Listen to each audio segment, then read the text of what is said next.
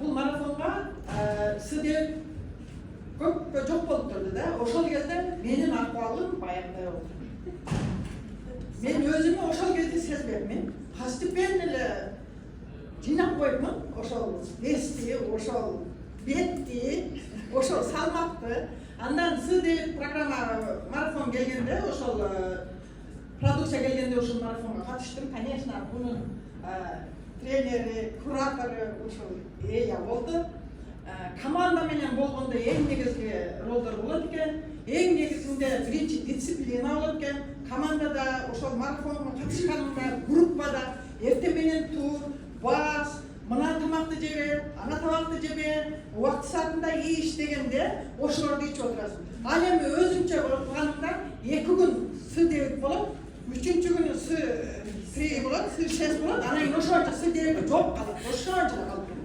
Менде ошондой болуп аткан. Тойго барсаң калып кетет, эртеси күнү кийин баштайм дейсиң, ошондой результат болбой жүргөн. Мынандай группада, командада, бирге марафондо болгондо ошондой результат алдым.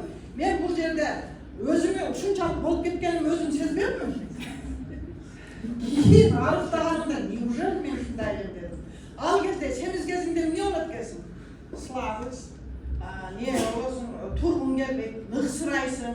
Менин ушул путум бесими көтөрө албай, анан жерге кантип барамын? Автобуска түшсөмбү, же мындай кылсамбы дейсиң.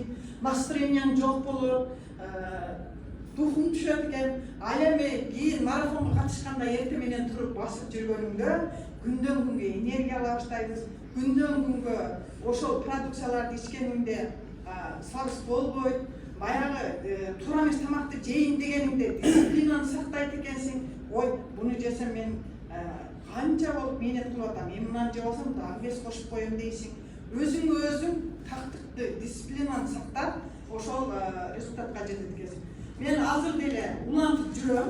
Коктейль менин любимый продукциям, тамагым и терм менин любимый тамагым. Күнүгө эртең менен басам. Ошол марафонго катышкандан бери басып атам. Мен жаңы жылдан кийин баштагам. Азырга чейин басып жүрөм. Эртең мененки энергиям өзүм свое продукция болушум керек. Мен өзүмү көрсөтүшүм керек.